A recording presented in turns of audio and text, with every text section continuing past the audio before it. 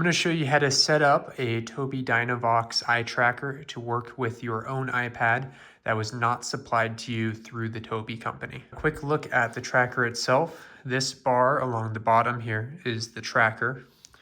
On the back side, your power button is going to be right here. So that's the back right or top left if it's facing towards you. You're also going to have a few ports that will be useful. Those are behind these little plastic port covers. On this side, you have the charging port and a headphone port.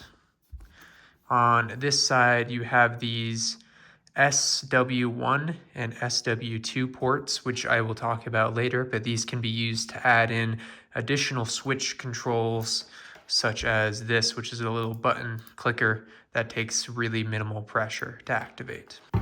And then lastly, there's this port here, which is going to be the port you use to connect to your iPad, and this is just a USB connector. So to connect to your iPad, what you're going to do, if you're using this without the case, is to pull this little metal bar.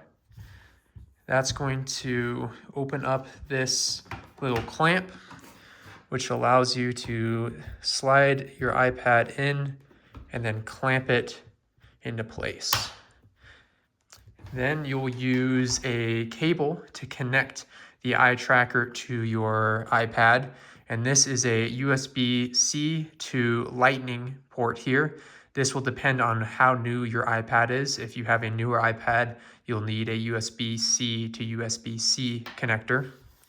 But this is going to connect into the port I showed you earlier, and then also into your iPad, like so. Once your iPad is connected, you'll turn on the Tobii eye tracker by holding down the power button for a couple seconds, and you'll know it's on because you'll see some flashing red lights across the bottom here. So the flashing that you're seeing here is a bit brighter than you'll be able to see because the iPhone camera that I'm recording this on can pick up infrared a little bit better than our eyes can, and infrared is the kind of light that the eye tracker uses. Once you see these lights, you know that it is working. You'll go to the settings and accessibility on your left-hand side here. Once you're in accessibility, you're going to scroll down to the touch and then click assistive touch. You'll scroll down until you see this pointer devices tab and then the devices tab. You'll tap on that and you should see the Tobii Dynavox pilot show up here. If it doesn't show up, you may need to add this device with just a new button. So there'll be a button here that just says add device, and the iPad should detect it automatically. So there's a few things here to discuss. The first is this snap to item. This is going to allow the eye tracker to do exactly what it says, which is snap to an item. So this will allow a little bit easier usability when navigating something like a home screen. The eye tracker will snap to each of these icons, making it a little bit easier. The disadvantage of this is that some apps don't work with the snap to item, which will make some things not selectable. The other thing here you have is this smoothing. So this is how smooth the eye tracker cursor moves across the screen. As you increase this value, it's going to be really smooth, but it's going to take a long time for you to reach from point A to point B with your eyes, which is going to make it feel a little bit laggy. So I recommend something like 10%, but you should try it and know that you can change this setting based on your specific needs. There's a few last things that you'll need to do, but the most important one is to turn on this toggle here called assistive touch.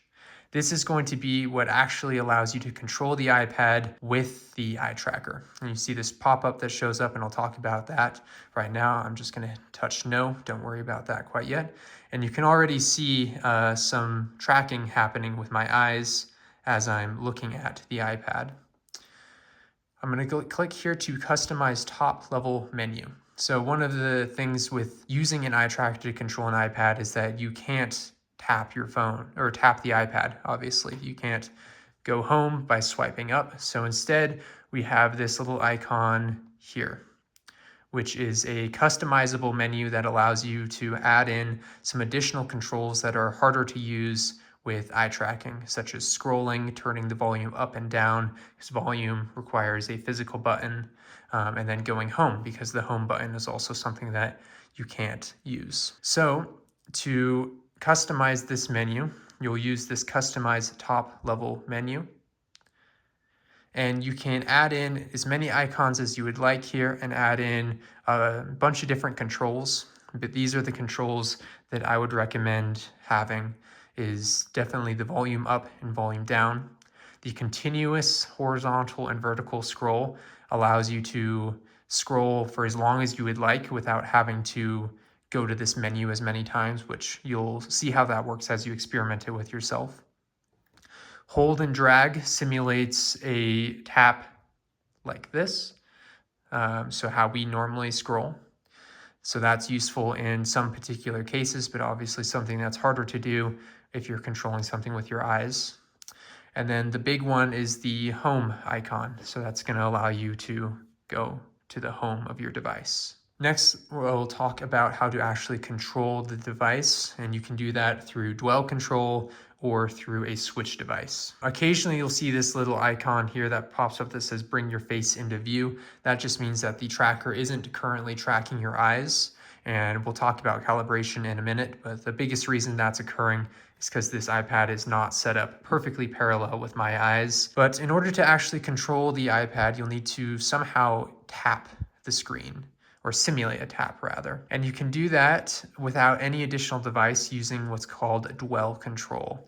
And you can see that's this toggle that's currently on. Dwell control allows you to simulate a tap by staring at a portion of the screen for a specific amount of time.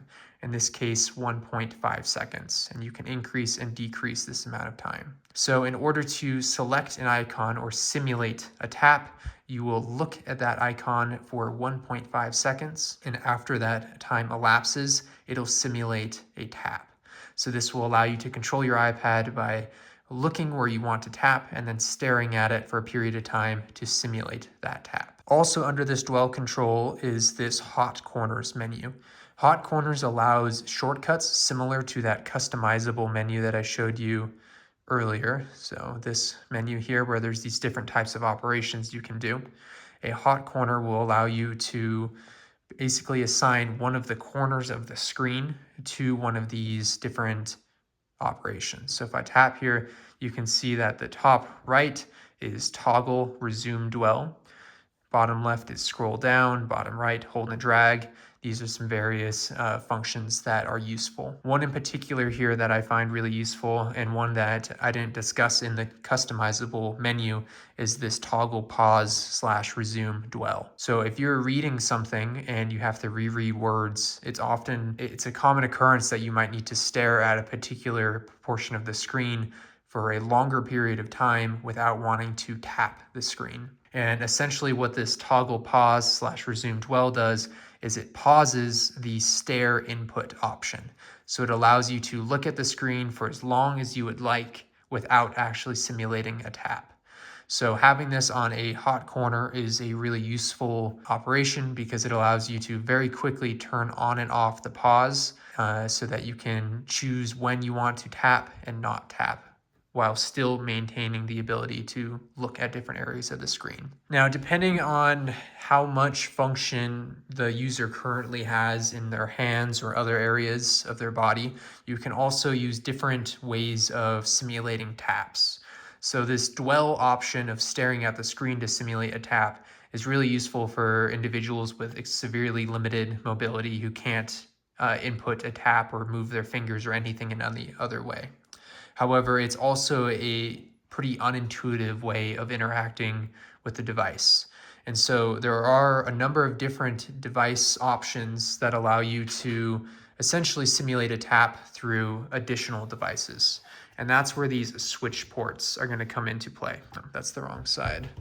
Switch ports on the right side. So that allows you to use these additional devices.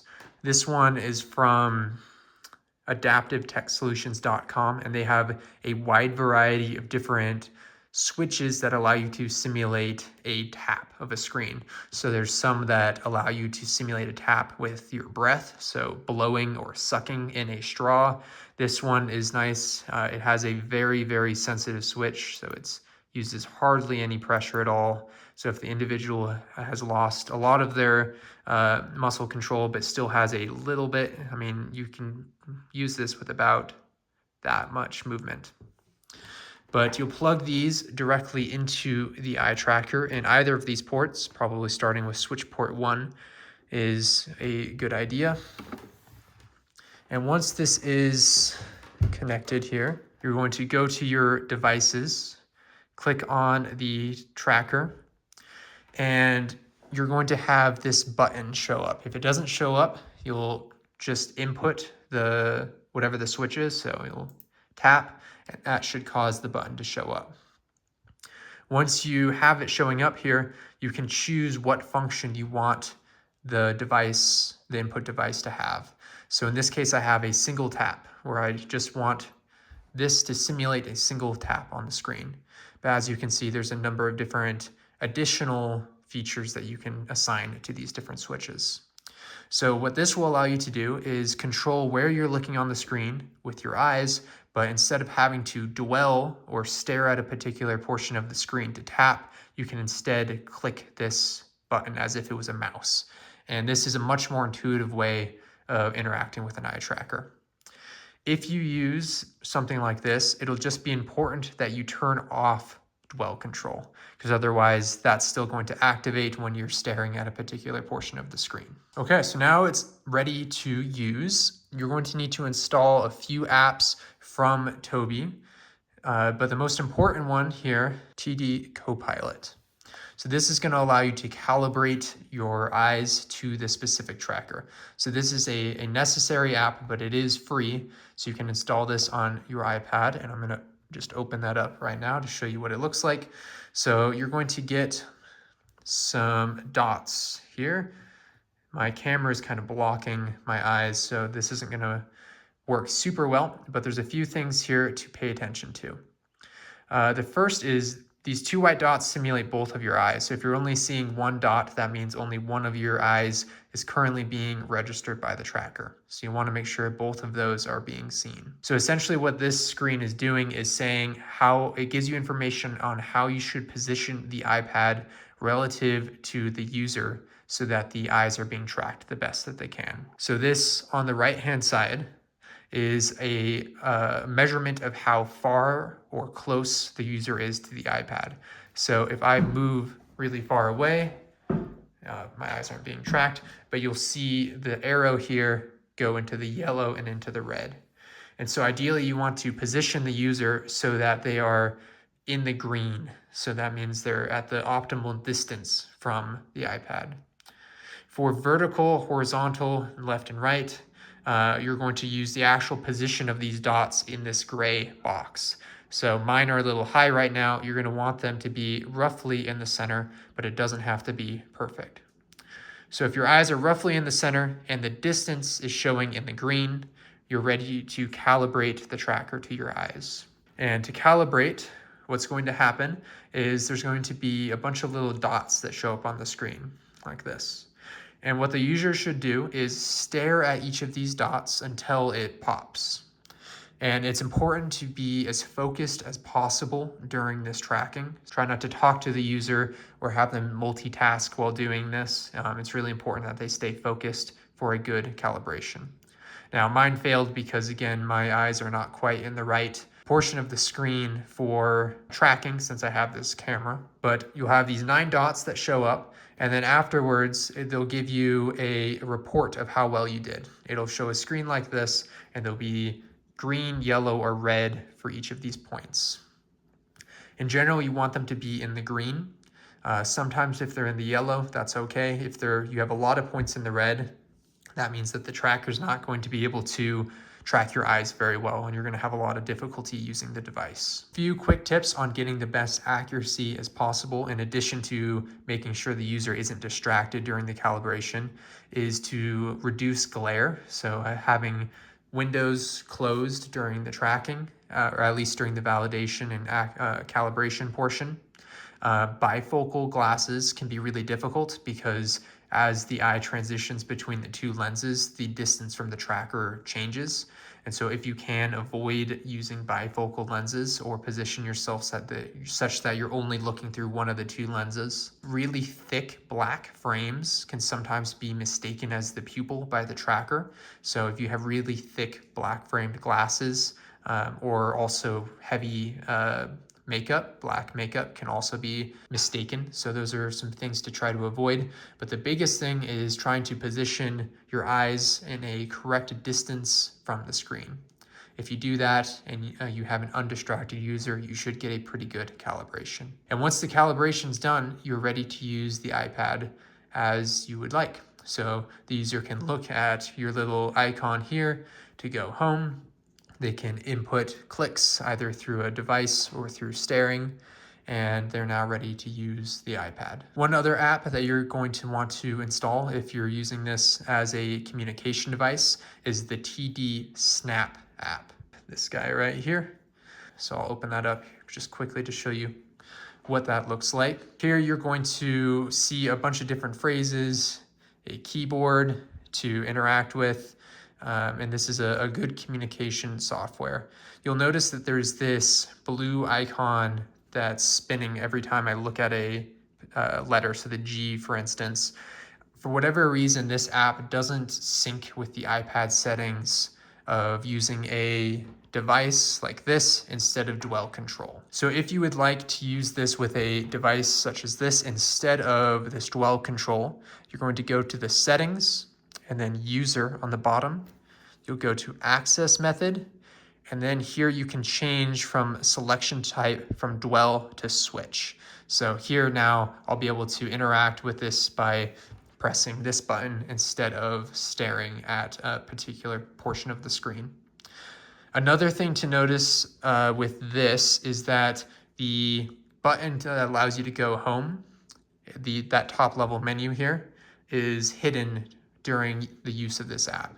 This is something that I personally find really annoying about this app, but there's kind of no way around it. So if you are using this app, you'll have to have someone else press the home to get out of this. One last thing with the TD Snap app is if you want to use a personal voice, you'll go to the settings button, user, and this is going to be in here, voice. And there'll be some different options here.